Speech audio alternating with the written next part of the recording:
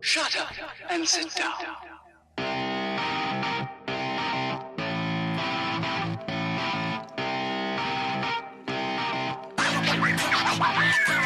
Hello friends and welcome to The Psychology Of.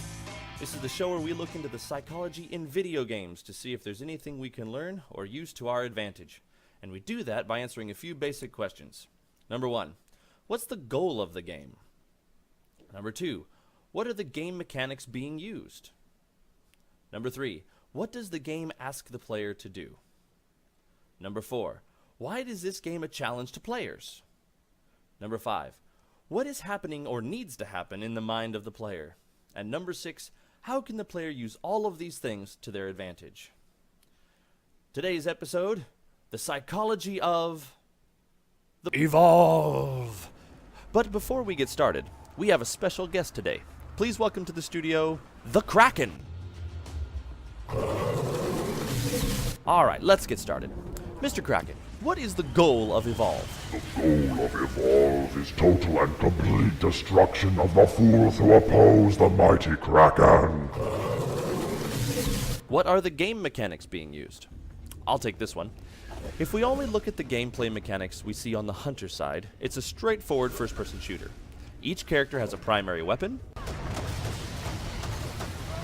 a pistol for when they inevitably fall,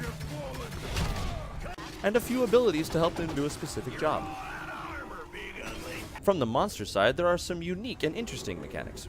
Scent detection, eating to gain levels and shield, crawling for stealth, and 4 varied attacks. But there is another mechanic that Evolve adds that makes the game equally terrifying for both the monster and the hunters: the environment and wildlife. The players have to avoid or kill the large predatory monsters, the packs of vicious mutant wild dogs, the man-eating plants, the poisonous water, and the monster has to deal with a world overpopulated by easily spooked birds.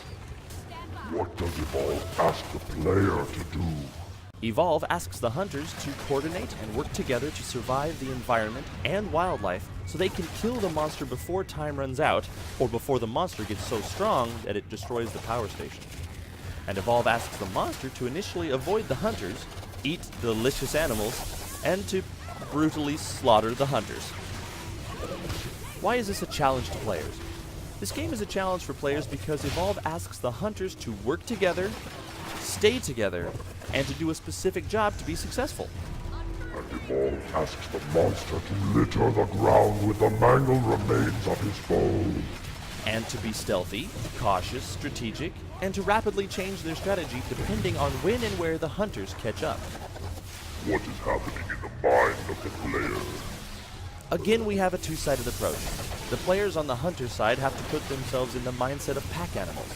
Alone, they are weak and easy to destroy, but together they are strong. It's actually good economics. Each player needs to do what's best for the group first, and then what's best for themselves. This position is completely opposite of what most players are used to in modern first-person shooters. It's the Call of Duty mindset. If each player tries to be a one-man killing squad and take on the enemy single-handed, the hunters will lose and the match will be over quickly.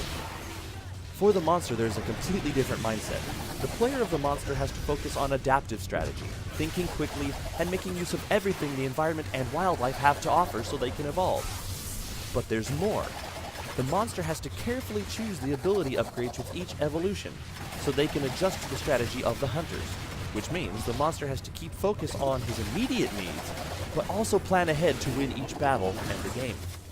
How can the players use this information to their advantage? Again, for the hunters, instead of playing hide and seek with the monster, the hunters should set up ambushes or traps. The monster must always be on the move to find food or to level up, and when crouched can easily sneak by birds without raising an alarm. However, if Maggie, as the trapper, sets a harpoon trap near a bunch of birds, and the monster gets caught, when the monster goes to break free of the harpoon, the attack will startle the birds, giving away its position. The monster, on the other hand, must keep moving to find food, but consider the path you take can also work to your advantage. As you are pursuing food, take sharp right-angle turns one way or another. It's very natural for us humans to move in straight lines, so if you quickly turn to one side and go that direction, you may just lose the hunters and stay alive to see your third evolution. Well, Mr. Kraken, that about wraps it up for us. Any final thoughts? With this information, my victory is assured. Great. Glad I could help. Thank you all for watching. I hope you enjoyed this episode of The Psychology of Evolve. Tune in again next time for more of The Psychology of. Shut up and sit down.